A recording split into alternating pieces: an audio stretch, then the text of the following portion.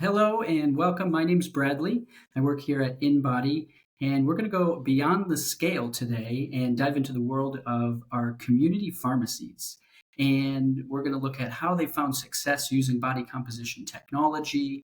We're going to talk about how it's lended to increasing their offerings of products and services, and more importantly, also how it has impacted patient care. And if you're a pharmacist, a healthcare provider, this is definitely going to be an episode you're going to want to watch. Today, my guest is Dr. Kathy Campbell. Dr. Kathy is a mother, a wife, published author, TEDx speaker, a presenter at multiple conferences, a pharmacist, a pharmacy owner, as well as a super user of our InBody technology for almost a decade now. So um, she's been lecturing and consulting and coaching other pharmacists to help adopt similar things that she's been working on in her pharmacy. And thanks for choosing to spend some time with us here today, Dr. Kathy. Welcome. Oh, thank you. It's my pleasure.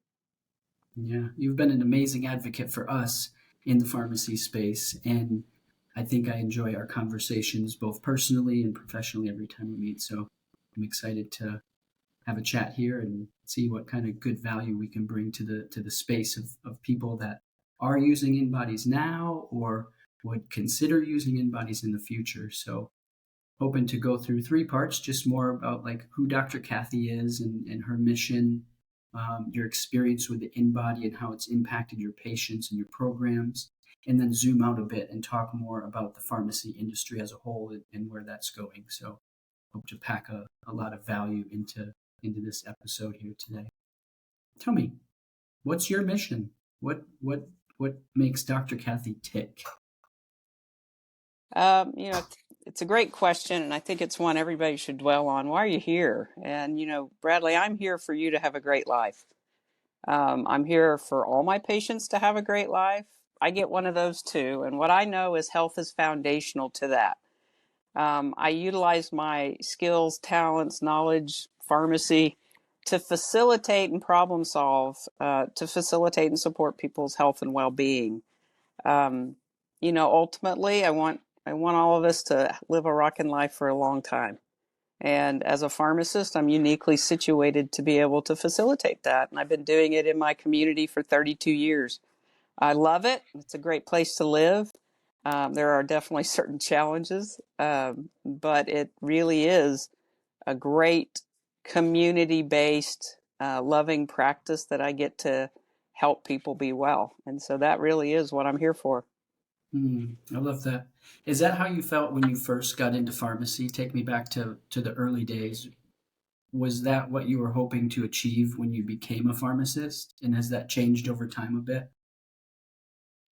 You know, the how I became a pharmacist was kind of serendipitous. It wasn't like I woke up and said I want to be a pharmacist. Often mothers say things to you in your life and you kind of listen to them and they steer you in a path. And I was really good at science. I really liked science. I also was really good at customer service. I mean, I put myself through school mowing lawns and working at a movie theater, and I loved serving people. And I was pretty good at multitasking and fast-paced thinking. And so my mom mentioned, have you thought of pharmacy? And so that kind of planted the seed as I went along and got my degrees. Went back and forth between pharmacy and medicine for a bit, ended up in pharmacy, and it turns out that's where I was supposed to be. And so, you graduate, you start your first career. I had no idea that was ultimately what drove me to excel in pharmacy, was that mission. All I Mm, knew is I was helping people and I was good at it. People liked what I was giving them, and my unique delivery of my knowledge base in support of them seemed to work.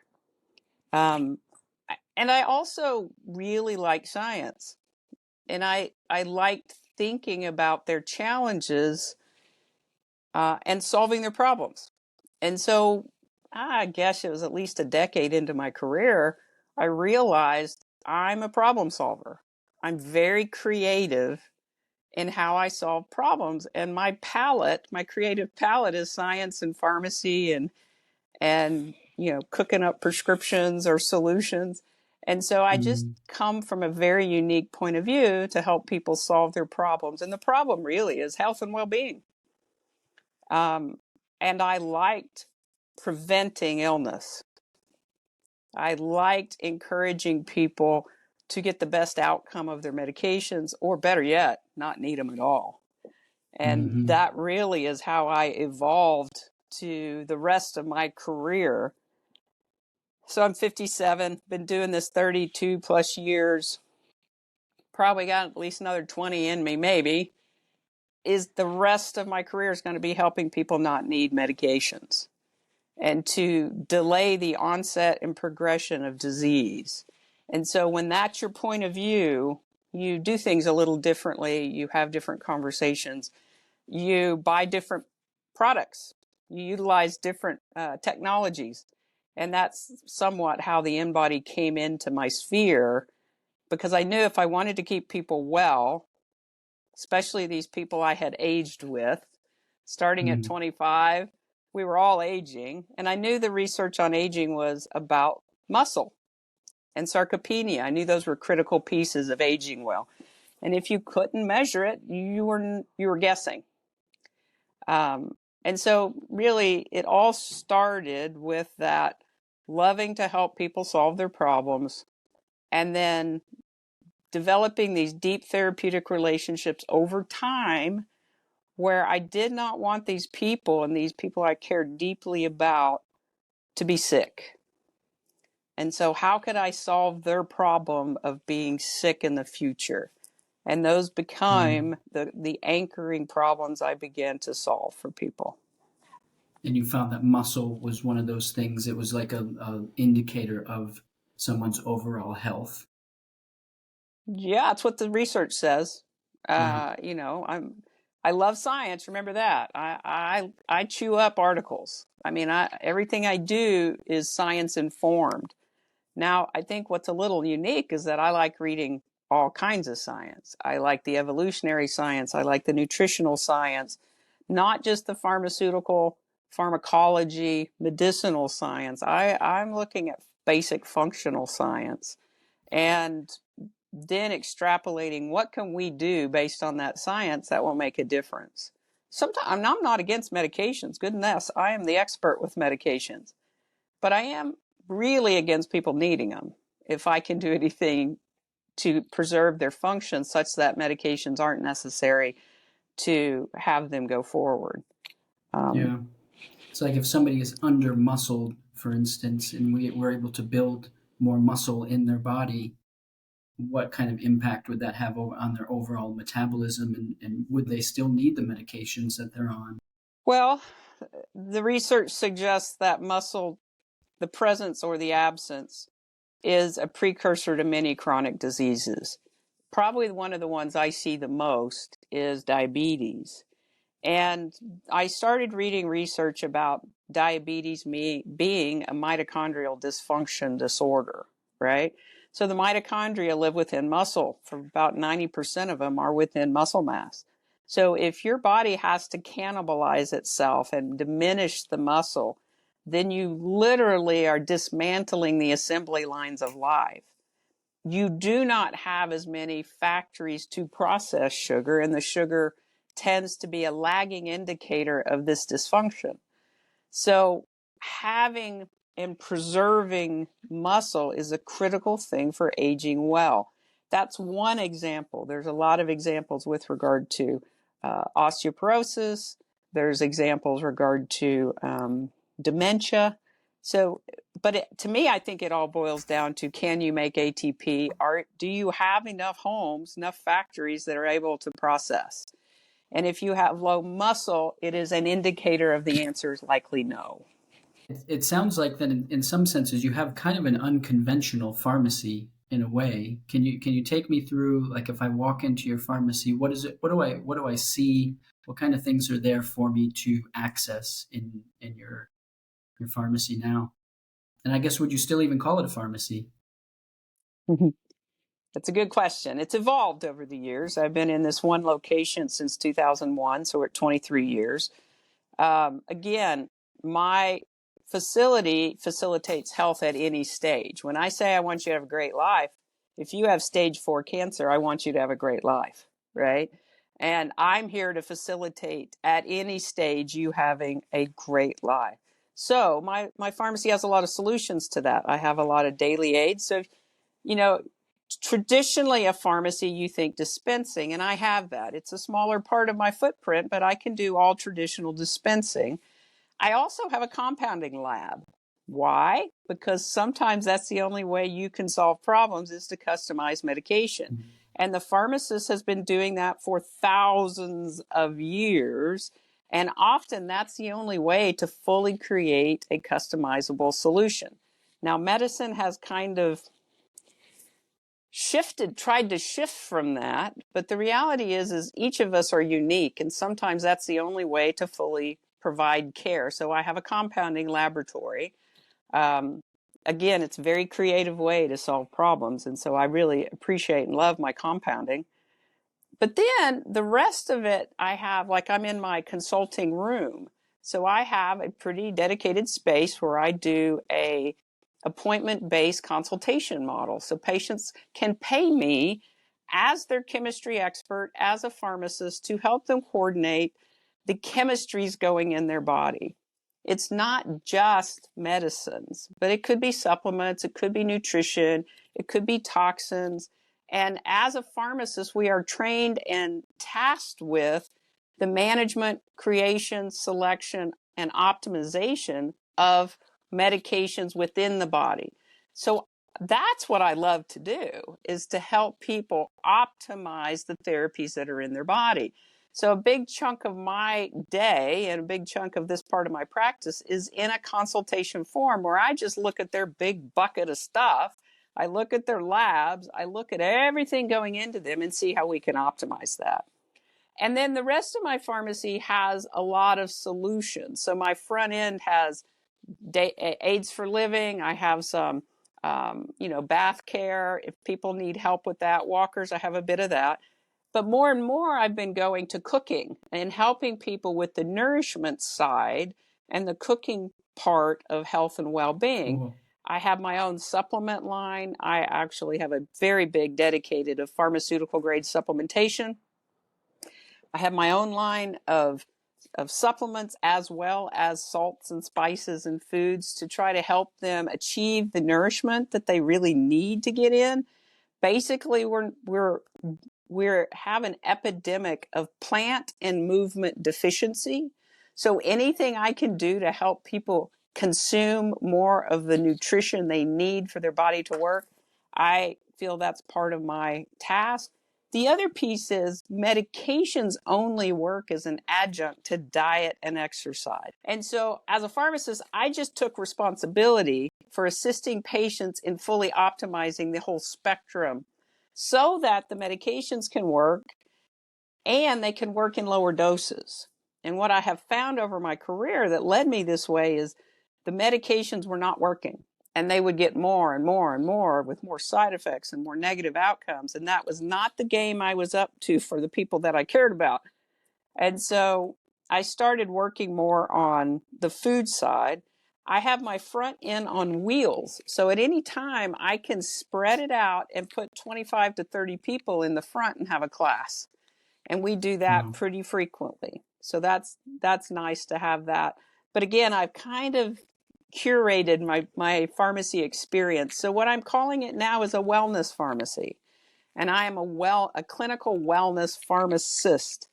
And I hope that piques people's interest, because a wellness pharmacist helps people optimize the therapies and prevent the onset of disease. And that's who I am. That's what I do. You've been using the InBody 570 now for, I think, nearly a decade. Why Mm-hmm. did you choose that model? And I guess the muscle mass was an important feature for you in that one, but why did you choose the 570? The 570 for me made a lot of sense, especially at the time. It was a big commitment business-wise, financially, so I had to really weigh that commitment. It was actually a big leap of faith, too. I think I gave my husband a heart attack when I bought it. which is not uncommon. But the critical part of the 570 is not even the muscle mass, because you'll see that on all of them. It's the water component. The extracellular water and the intracellular total body water, the edema score, to me, as a pharmacist, when I'm monitoring therapy, often one of the side effects is water retention or dehydration. And so when I see water retention, I have to put it within context of the therapies they're taking, as well as the conditions as why they're taking it. Specifically, in my experience, there's been two that I had to be cognizant of. One is heart failure. You can definitely see a retention of fluid with a heart failure patient and can monitor the effectiveness of the medications. I see that. But one that I had recently was lymphedema. I had a young woman who was going through my health coaching weight program, and she'd had lifelong obesity, but kind of disproportionate, where her waist was relatively small, but her hips and legs were very large. And the water component was extremely high, such that if she was having heart failure, she wouldn't have been able to breathe, but that was not the case. So the InBody informed me to be able to steer her back to her doctor and have them rule out lymphedema. And so that was an incredibly effective guidance. And within 8-10 weeks, she went from a size 22 pant to a 16 pants, because we were able to target the approach to getting that fluid out of her lower extremities. And the InBody gave me that water component that I felt was critical in my clinical assessment and monitoring. Yeah.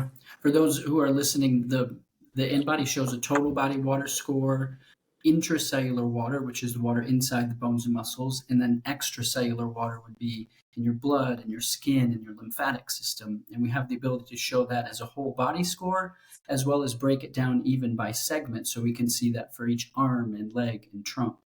And a lot of times that's going to move in response to medications or exercise or diet. We're going to be able to pinpoint some of those changes, and even, like you're saying, make adjustments in somebody's treatment plan to be able to help improve their outcome of their health too. In her Yeah. case, we put her in compression hose immediately.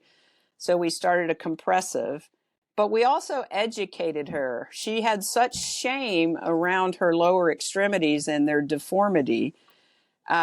She said that's what she wanted, was normal legs. And so it turned out she really didn't disclose until about 8 weeks in, a couple weeks after this conversation, that she had a birth defect early in life, like a birth defect where she was in braces for the first year of her life.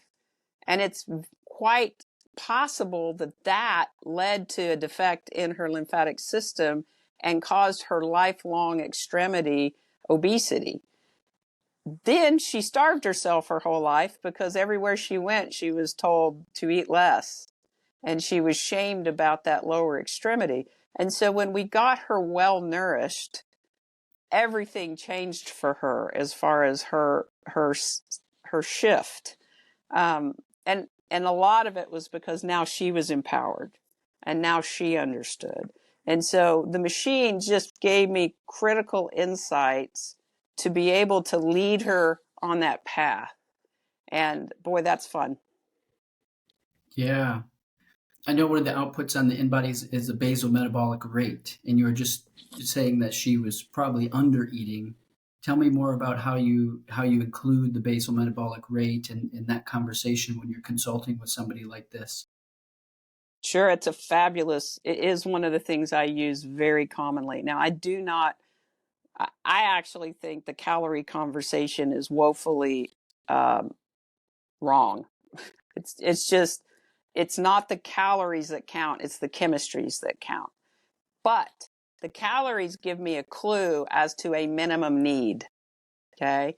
And so when I have that basal metabolic rate that is generated from this machine, that gives me a minimum clue of what the body needs to have coming in specific forms to break even.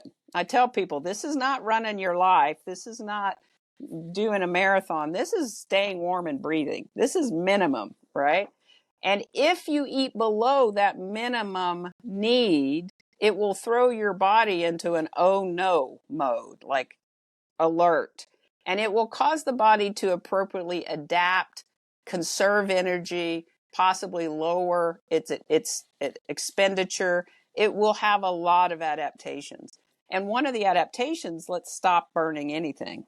Okay. So people will hold on to fat. So I have to convince them to eat that minimum need, at least, of the right stuff. And I help them figure that out. And when I get them to do that, it's like we're kicking in their metabolic rate. And so, and their metabolic processes in ways that they've not had because our current culture doesn't support that. So that number is a critical clue and almost a cheat sheet as to how much to make sure somebody eats. And what's amazing is it's always way more than what people think they need to eat. And so I think it's chronic that we're under eating the right stuff. We eat a heck of a lot of the wrong stuff, and we need to eat a heck of a lot of the right stuff, which is plant-based nutrients, proteins, the stuff that humans evolved eating. We got to get a lot more in. And so when I can break that out for people and show them, and also show them what happens if you don't eat enough. Often when you don't eat enough, that's where the sarcopenia and the low muscle is an appropriate result of, because the body has to cannibalize those micronutrients to keep going. And so I start explaining that and they start to get it. And then what's interesting is I walk them through this process of them figuring out how to do it, not just what to do, but how to do it within their life. They start seeing increases in function. And then we can correlate based on what's working or not working for uniquely them in such a way that they start seeing, hey, I feel better. Hey, I'm sleeping better. Hey, my gut's better. And the InBody is along the way, helps us guide which way we're going. But the basal metabolic and those muscle numbers reflect that function. It really sounds like you're with the understanding of the biochemistry and the education on the metabolism. It really sounds like you're becoming more of a metabolic optimization expert to your patients, where you're supporting them in that their awareness and growth and engagement of their metabolism. Yeah, I mean, I think that's how pharmacists are ideally trained. We're trained at the mechanism of action at the chemical level. Um, Doctors often take the test about mitochondria and Krebs cycle and these metabolic pathways and forget it right after the test, right? And so I just started looking at, well, I had to go back and learn it. What is going on here that this is present? What is going on that magnesium may be low? What is going on if there's not enough iron? And so I am, as a pharmacist, I feel the patient's chemistry expert. We're the most highly trained in chemistry. And basically, when you're talking about metabolism, that's all you're talking about, is optimizing body chemistry. Can you tell me more about the culture around the InBody in your pharmacy, and how do you introduce it to people? What are their reactions to it? How easy has it been for you to implement into the pharmacy and your culture there? Very easy. I mean, it's in my consulting room, so it's not where people can just see it. So usually I will utilize it in my hormone consultations quite often. I utilize it in my weight loss coaching and metabolic coaching. Both of those places provide very unique and critical information. When you have a woman who's perimenopausal or menopausal, or maybe postmenopausal for decades, it's important to see where their muscle mass is. Just this morning, I had a young gentleman, and we're seeing a lot more young men who are sarcopenic and low muscle. And, there are different theories, but I am starting to help them correct that low muscle. And you really don't want a 20-something-year-old man that's 8 or 10 pounds low in muscle. That's not setting them up well for the future. And so those kind of things, when I'm looking to optimize patients' health and empower them to live a healthy life, sometimes we got to know where we're at. It's been very easy. The machine itself is very easy to use and very user friendly as far as I track everybody. So I will input a unique code into the machine so I can track their actual data over time. And I have people who I have tracked probably several times a year, if not more, since I bought it in 2015. And so they like seeing that as well. And the other thing is, this is a long game for me. This is not a get to a destination and stop. To me, I teach my patients to navigate their life such that health emerges. And that navigation, teaching them to navigate, is adjusting the sails of life. It's not avoiding the wind, it's adjusting the sails. So we all know that life happens and life can be stressful, but how do they flex? How do they take really good care of themselves during times of crisis? And often they'll come in and just jump on here to kind of get reset. You know, they'll get a touch base to see, okay, where's my muscle? I will explain to them that the least important number they're going to see is the weight. But maybe the second least, or arguably the first, is BMI. I'm not a real fan of BMI, but I know it's on there because the rest of the world thinks it's something. But really, what people are made of with regard to that muscle is really what I track and what I train them to track. Did you have services in place when you brought the InBody in? Did you already have a service that you wanted to provide through the lens of the tool? I imagine people coming into your pharmacy and you had prescriptions and you're in this transitionary period where you invested in the InBody technology. What was your mindset at the time, and what really inspired you to want to add new products and services to help solve bigger problems? It's a good question, but I had zero plans for it other than I knew it was going to help me and my patients age better, right? I was at a conference, I think it was in Austin or somewhere down there, and I had seen the InBody a couple times, but personally, I was very tired at this conference. And I got on the machine, and while my weight was not anything that I was upset with, I saw my muscle lower than I thought, and I was fatigued. And so and again, let's see, this is 10 years ago, so I was in my mid to late 40s. All my patient base has been aging. And I was very up on the research that showed the way to get to the nursing home is medication mismanagement, poor nutrition, low muscle, and isolation. And so I was solving for my patients living a long and vital life. And if muscle was low, that was going to be a problem. And so really, my whole concept was, I know I can use this. I don't know how. I could use it just as a fee for service. I'm going to charge for this. But so I bought it in like May, but it was in July when I had the opportunity and I was challenged to create a weight loss program. The other thing that had me go forward was the business of pharmacy was clearly changing.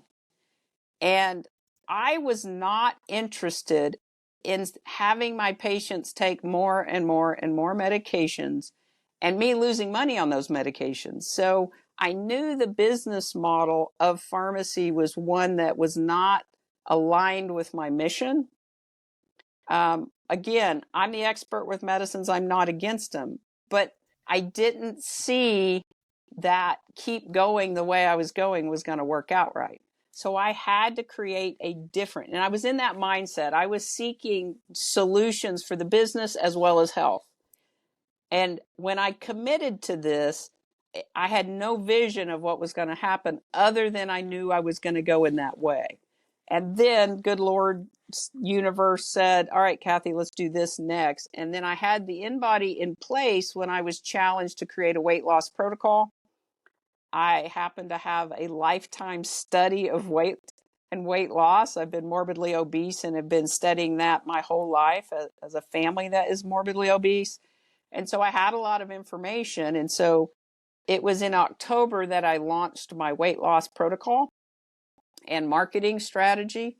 And it was just brilliant that I had the InBody in place, because it became a documentation tool, not to mention an education tool. So now I've got tens of thousands of readings, but I also have the data on my program, which is fabulous. Traditionally, pharmacists are not very good about documenting what we do. The structure of pharmacy has never really needed that. So in this protocol, InBody did a lot of it for me. I just get up there and I've got this data. So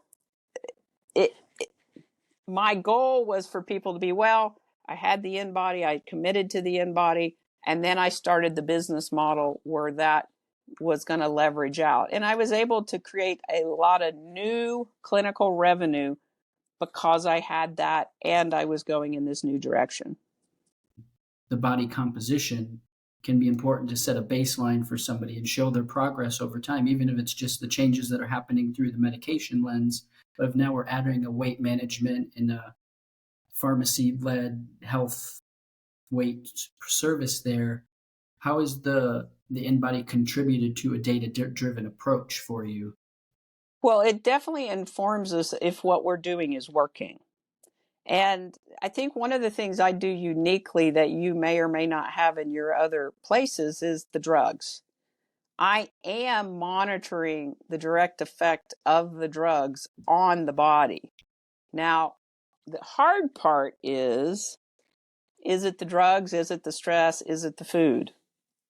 Which one is causing it? And the answer is it doesn't matter. It's the human. We're going in this way. But we know many, many, many drugs that we dispense compromise nutrient absorption. They might be a steroid that actually contributes to muscle wasting and fat deposition. And so my ability as a pharmacist to take these knowns and extrapolate them into the patient's journey and then coach them one way or the other, make recommendations to physicians one way or the other. It's been a critical tool to help guide me in my clinical understanding and direction and counseling, coaching. How has it impacted your relationship with other healthcare practitioners, maybe that are dispensing, that are prescribing the medications that you're dispensing? Not much. I will be honest. I sometimes will send them a report, especially if it's massively sarcopenic. I see that sometimes with my hormone recommendations. Doctors will send me patients to do an assessment for bioidentical hormones, and I'll assess and I will send them a copy. But to be honest, I don't think mainstream medicine utilizes body composition very well or very much, at least in my area. So they don't have really the skill set to interpret it that way, nor are they being encouraged to do so. I think that's different in different spheres. Like we have a bariatric program, they use that all the time. But I don't see them in my population base quite often. But standard medicine, your primary care that's in a community, I don't see them utilizing it at all. A lot of times when businesses and pharmacies look at investing in body composition technology, they want to see and understand what the return on investment in that will be. How would you describe the return on investment that's come through the lens of the InBody in your business? I get it. I totally get where the pharmacist is or any practitioner is in investing in this kind of a model, a program or investment of this machine. for me, if I did nothing and I just relied on InBody to put me on their national database and send me people, I would get people. Okay. And I know peers that have done that and have paid for their machine with very little utilization of it. That's not how I used it. I used it to build a higher ticket coaching program that gave me new clinical revenue in a community pharmacy. That's important right now. I needed to have some control over my margin, and having a program that I could charge $1,000, $2,000 for, and that be part of the value proposition of that program, the InBody was critical for me to be able to create and sell that product. That also helped diversify my streams of income within the pharmacy. It did an incredible amount on increasing my margins and stabilizing the margin bleed that is happening with the insurance payment model. So I was able to subsidize my own salary, subsidize the rent, because all of a sudden I'm generating another $80,000 to $100,000 a year because I've got this program and because I've got these other services. I have easily and underestimated that I have generated at least $500,000 with that being part of these new programs. Now, that's over several Wow. years, and there was a pandemic in the middle, but that doesn't even factor into the supplement sales or the food sales or the other courses that I would do. The InBody has been a critical piece of that because of the data capture and the information of how to guide people through their own unique health journey. Do you put So everybody on the InBody when they come in to your pharmacy? Is it kind of a standard across the board, or how do you introduce it to people and know when the right time to get them on? depends what they're talking to me about. I would say probably 90% I put on there when I'm in a consultation. I mean, if you're coming in to pick up a prescription or buy, a puzzle, I'm not going to put you on there. But if you're coming in to talk to me specifically about bioidentical hormones, about how you're feeling, weight loss, these different things, I will just go ahead and put people on it. But then I have people that like it so much, they'll just say, "Hey, I want an appointment. I want to get on it. I want to see it for my own information." So as you train people as to the value of this in their health and well-being, they seek that information for their own knowledge very much so too. But I would say, it's valuable information in almost everybody I put on. Yeah, so it's used across the board, it sounds like, for all of your programs that you offer, though. So people that are funneled in your business into Mm-hmm. programs are getting the assessment done. And it sounds like there's a great response from people once they do get onto it. And they even want to continue to come back and see their results. Yep. You mentioned the database on our website. We have a map that shows all of the testing locations, and when somebody purchases an InBody, it's for free, that you can show up on this map, and it's value that we add to you, and it helps with the marketing where you could get people coming in that are looking for measurements of their body composition, and then be able to convert them into a program that you're offering, serving, monitoring hormones or weight and a lot of things like that. How has the InBody improved your marketing of your business?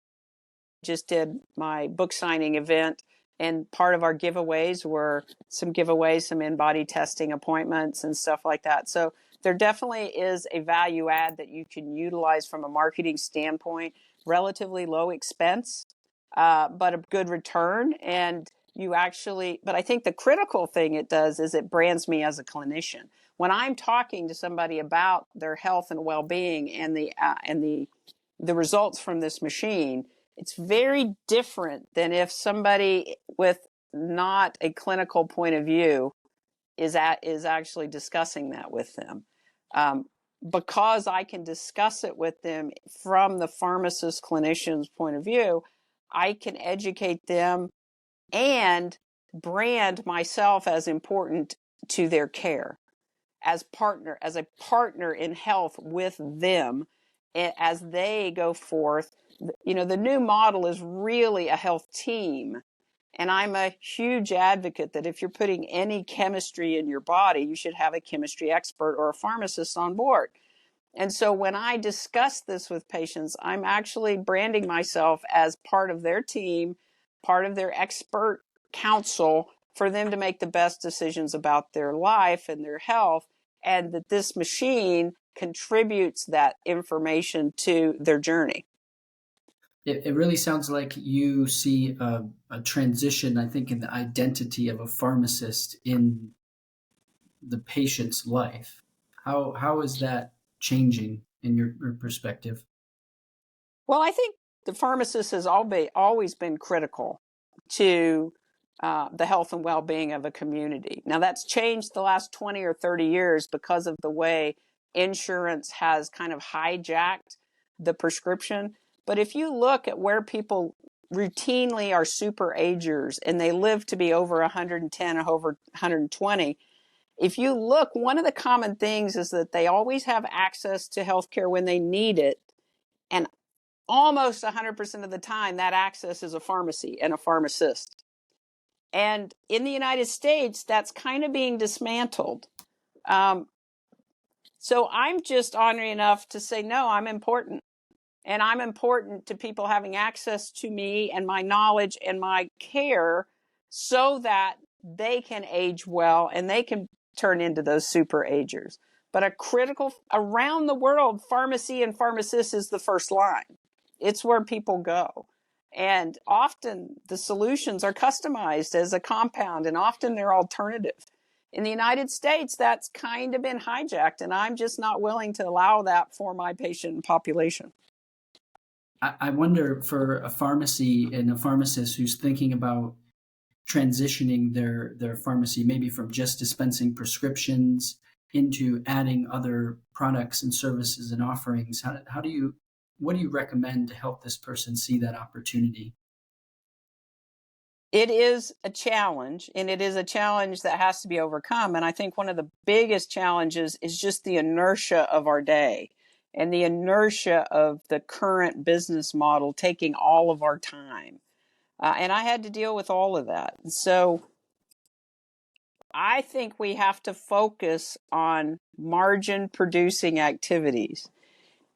And for me, if you're the only pharmacist and your job is to make sure all those prescriptions are exactly right, which we do and we take very seriously, then we have to create time to sit down, or we have to create time for others to do this within our pharmacy business. For me, I started closing the pharmacy at the end of the night and having my appointments right after. So I would focus my appointments right then. That's when I started doing the appointment-based model, where I could really dive into patients' concerns, their histories, their medication management, but I could do it in an appointment with more time, more bandwidth as far as brain. The other thing I recommend is for pharmacists to hire somebody to actually do the bench work so that you can focus on this. And so you have to manage that work, but we have to stop doing business that loses money as well. So when you stop doing bad business with bad people, then you all of a sudden have time and margin to focus on things that you can profit from and should profit from. And that is these health related products. Now, the real challenge is getting the consumer to see you as an option. Your patients love you. They know what you do, but they don't know that you can help them with supplements. You can help them with basic nutrition. They don't know these things. So you have to create the program, and then you have to do something crazy called market.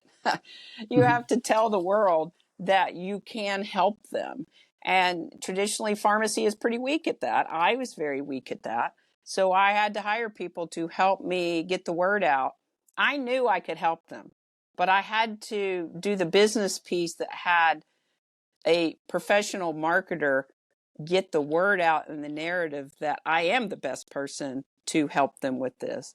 And often I have patients say, I never thought of coming to a pharmacy for this, but it makes so much sense. And so part of what I'm up to is getting more and more pharmacies aligned in a partner in health network so we can build this reliable network for patients to come to be well.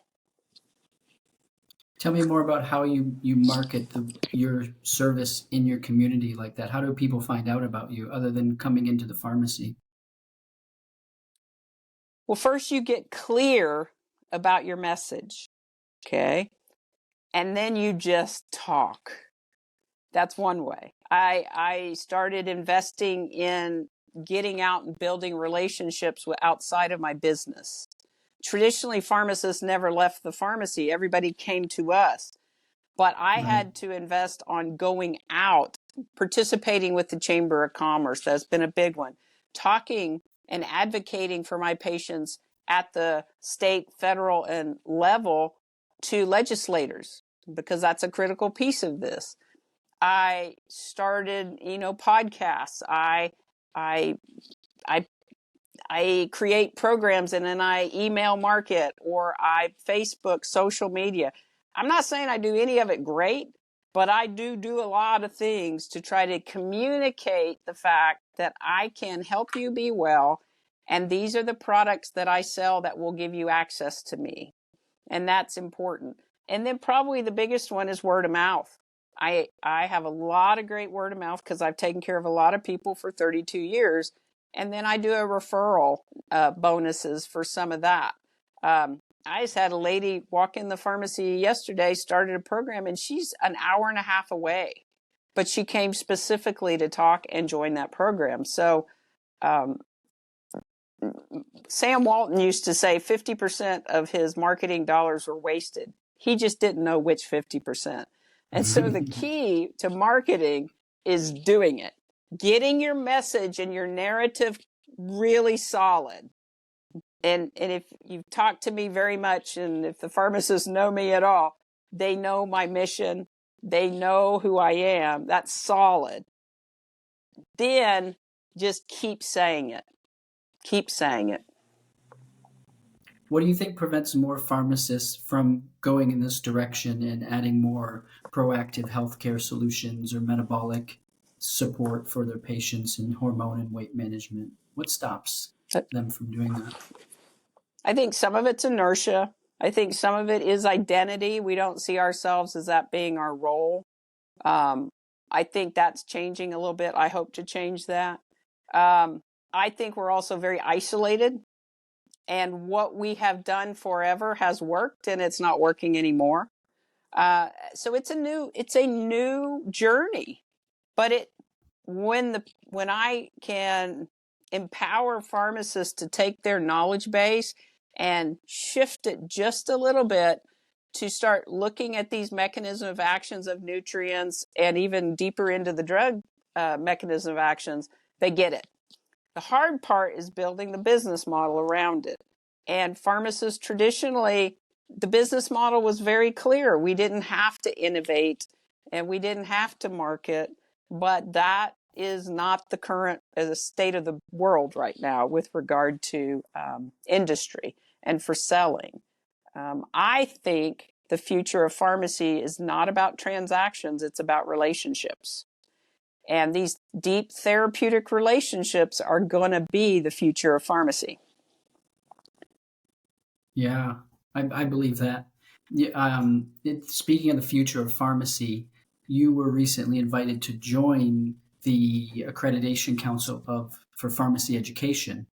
Tell me more about that and how you think you might be able to impact the future of pharmacy through that organization or others that you're involved in too. I was really excited to be selected by APHA to be appointed to the ACPE board. I'm not exactly sure what I've gotten myself into, but I'll tell you why I jumped into it. The future of the health of our grandchildren depends on us creating a culture that produces health. And I need a body of my profession that is clearly trained, educated, and tasked with keeping people well. Okay. And right now, there are so many drugs. The schools are being all they can do to give students the basics on not killing people with these drugs. I'd like to see if we can get within the education philosophy that this foundational knowledge around nutrients, around nutrition, that adjunct to a diet and exercise, is that pharmacy takes the responsibility and the ownership for helping patients optimize those. And when we're dispensing a medication, we are assessing, evaluating, and recommending how to optimize that medication within this chemical spectrum. That's not the case right now. But I'm hoping that in my contribution to this very esteemed board, that I may be able to influence that with the participants over the next 3 years. I want to switch gears for a minute and talk about your book, because you just wrote a book. I can see it there behind you. What's the book called? What is it about? Who's it for? It's called Obesity, the Modern Famine. And it is a book written for my patients. It is written for somebody who has very little understanding of science and chemistry, but it is cited for my peers. It has 250 citations. My assertion, we've had obesity wrong, completely wrong. Medicine has abused patients for hundreds of years, because if you're overweight, it's your fault. It's evidence that you're lazy. It's evidence that you eat too much. And because you're overweight, and you haven't fixed it, then it's evidence that you don't care. And all those things to me are just wrong. And I've lived it myself. But more than that, I see it every day for my patients. Obesity is incredibly complex, just like health is incredibly complex. Happiness is incredibly complex. They're very simple concepts, but they're complex in their actuation, or have them come to life. Obesity to me is not the problem. It's a symptom of underlying issues. And so this book actually identifies 24 different famines, is what I call them, where we just don't have enough of this stuff to have our bodies function the way they were designed and evolved to function. And so I walk people through the basics. It is 24 basics. And in doing that, not only am I walking them through the basics, I'm walking them through strategies to fix it and daily practices that can help change that dial so that a different level of health emerges. And again, if obesity is a symptom and you fix an underlying driver, then you're going to have a different outcome. And that is why I wrote this book. I'm extremely proud of it. It took me a while to actually write it. I started it right after my TEDx talk, which was in 2019, 19. But we did have a little pandemic, and I had 2 daughters graduate from high school. So that kind of slowed things down a bit. But I'm very proud to have that out right now. That's fantastic. Congratulations. Thank you. And where would somebody go to find your book if they wanted to get it? Well, probably one of the best is to go to drkathysays.com, and I would encourage people to opt in so we can communicate with you if you'd like more information from what we're doing. The other thing is it's available at Amazon. So if that's a place that you shop and you'd like to pick it up there, you can definitely pick it up there. Perfect. And then your TEDx, it's not your TEDx was also called Obesity, the Modern Famine, right? And that's probably on YouTube or TEDx Network too. TED.com, I believe it has it there. Mm-hmm. Yeah. I also wanted to share your work with the NCPA, the National Community Pharmacy Association. We've had some associate time spent together there, and you also have a course on the NCPA website. Tell me about that, and because it seems like that's a pretty good next step for a pharmacist to learn a lot more about your perspective too, if they're interested. It is. Thank you for that. So NCPA is National Community Pharmacists Association, and I have been affiliated with them as long as I've been a community pharmacist. Anna, we partnered together in 2018 to create a clinical course to help walk pharmacists through the clinical mindset and approach to what I'm doing on my weight loss protocol. And it's actually pharmacist-led lifestyle and weight management. It's called Creating Health, pharmacist-led lifestyle and weight management. And what I know about pharmacists, at least myself, I can speak of, is if I'm not clinically confident, I'm probably not going to do it. So I felt I needed to give the clinical foundations to dealing with and coaching people with regard to health. And once you understand the clinical background baseline, then you feel more confident with the recommendations on nutrients or diet and all those other things. So that is the foundations of that course. And I am in the process of creating some mini courses. That's a big one. It's about 7.5 hours, and it is available at NCPA's website. But I'm in the process of reworking those through my own site to maybe take mini courses so it's a little bit easier to consume, and then help pharmacists develop that acumen.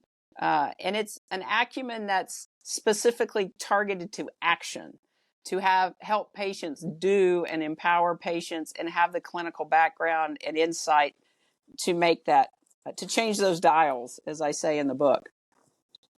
Are you also consulting and coaching other pharmacies to do an ad program similar to yours? I know you mentioned you want to create some courses in that respect as well, but what type of offerings could a pharmacy say if they're interested in learning more, working with you? Do you have a program for them that you can help them with? Currently, I do have one, and we're getting ready to launch a beta. I've had some interest, especially just recently. It's called Partners in Health. So if you go to Dr. Kathy Says /partners, I've got a coaching where we're going to have a group coaching to start shifting the business model within your pharmacy towards a proactive health model. And that is, it's tricky. It takes doing it. It takes a lot of practice. It takes interrupting the inertia. And so just like health, I mean, everybody can pull up on the internet what to do to lose weight, but that's not how you get there. You get there with the consistent understanding and doing of it. And so that's what we're going to be doing with the Partner in Health Network, as far as helping pharmacists start to basically dismantle and implement a new business model. You're also on the road coming up. I know we'll be together at the Pioneer RX show. You mentioned the Yes. APHA event coming up. Tell me more about where somebody could find you if they're going to these different events. Yeah, I'm going to APHA this week. It's going to be in Orlando, and I'll be I'm not speaking there, but I am going to be representing ACPE. I also just look forward to meeting a lot of great pharmacists doing great things, so that'll be fun. And then early April, I'll be in San Diego, and we'll be presenting at AAP in San Diego. I'm excited about that. And then we'll be in Nashville in May with you at the Pioneer RX, Catalyst RX. Excited. It's be my third year to speak for them. They're great partners with pharmacy, and I'm privileged that they're choosing to have me move this initiative forward with them. Really, and then at that point, that's really what I've got on the books right now. I do have some things that are international coming up later in the year, and who knows what else will show up. This book will probably keep me busy for a while if I let it. Wonderful.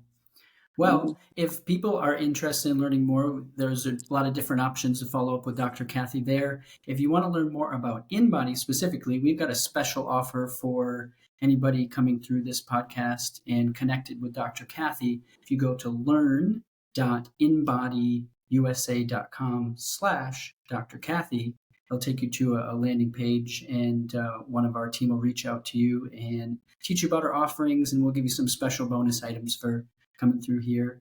And if you found this information in this episode helpful, share it with another pharmacy. That's really a lot of people out there that could find value from this. And I think this has been a great conversation. I appreciate you coming on and joining us here. And we look forward to continuing our partnership here and to forge the future of independent pharmacies in our country. Yeah, we've got plenty of work to do with bringing health to the world. So I'm looking forward to our partnership going forth, and I appreciate your support of independent pharmacy in this space for sure. Welcome aboard. Thank you so much. Have a great day. You too.